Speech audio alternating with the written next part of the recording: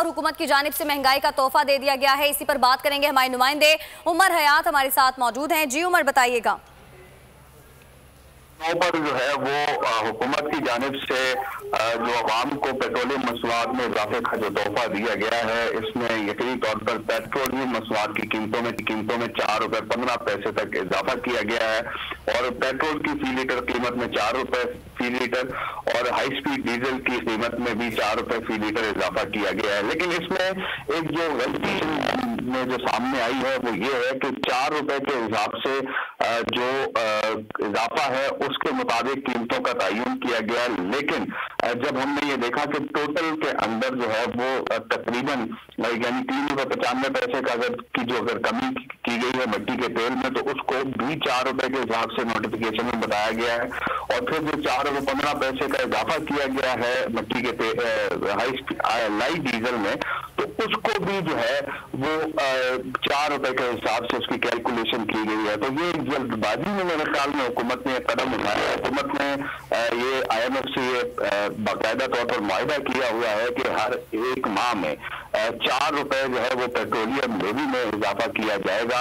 और अब अगर 4 रुपए पेट्रोलियम लेवी में हुकूमत ने इजाफा किया है तो 13 रुपए 62 पैसे पेट्रोलियम लेवी थी, अब वो 17 रुपए हो जाएगी। और इसके साथ साथ जो है वो सेल्स टैक्स, क्योंकि जाहिर सी बात है कि जो सप्लीमेंट्री फाइनेंस बिल है उसमें 343 अरब रुपए की जो सेल्स टैक्स एग्जेम्पशन खत्म की गई है, तो शायद पेट्रोलियम मसनूआत पर भी अब नोटिफिकेशन जो आएगा FBR की जानिब से, तो उसमें पता चलेगा कि हुकूमत ने सेल्स टैक्स में कितना इजाफा किया है।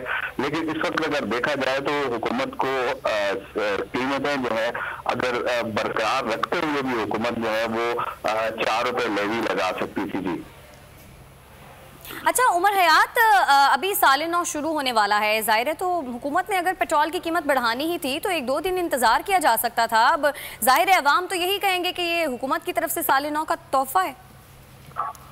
देखिए, मैंने आपको बताया कि जिस गलती की मैंने निशानदेही की है नोटिफिकेशन में कि हुकूमत ने जो रेट्स बढ़ाने थे वो 4 रुपए के हिसाब से ही बढ़ाए हैं। अब हुकूमत ने उजलत में ये कदम जो है वो उठाया है और ये उजलत का कदम ऐसा ही होता है।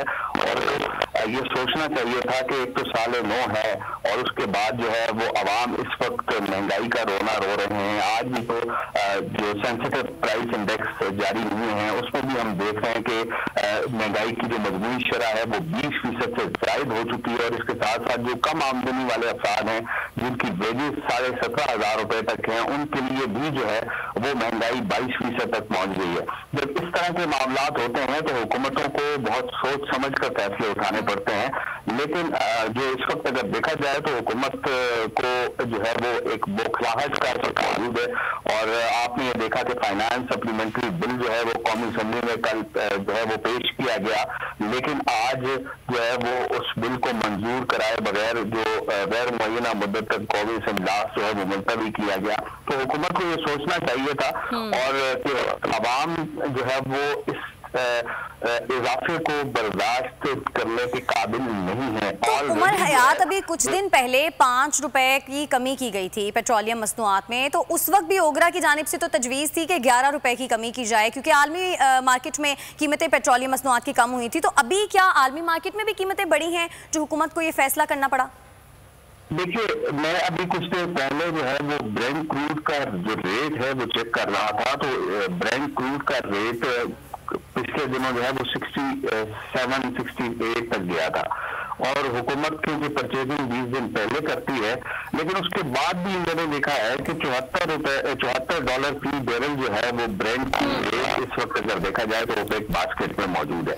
तो हुकूमत को कम से कम ये चाहिए था कि अगर 74 पर डॉलर जो है वो बैरल है तो हुकूमत जो है वो अवाम को रिलीफ दे सकती थी, लेकिन हुकूमत ने अवाम को रिलीफ नहीं दिया और साल नौ का ये तोहफा दे दिया अवाम को। और अब अवाम जो है वो महंगाई की चक्की में मजीद फंसेंगे, मजीद महंगाई होगी। ठीक है उमर हयात, आप हमें अपडेट कर रहे थे, आपका बहुत शुक्रिया।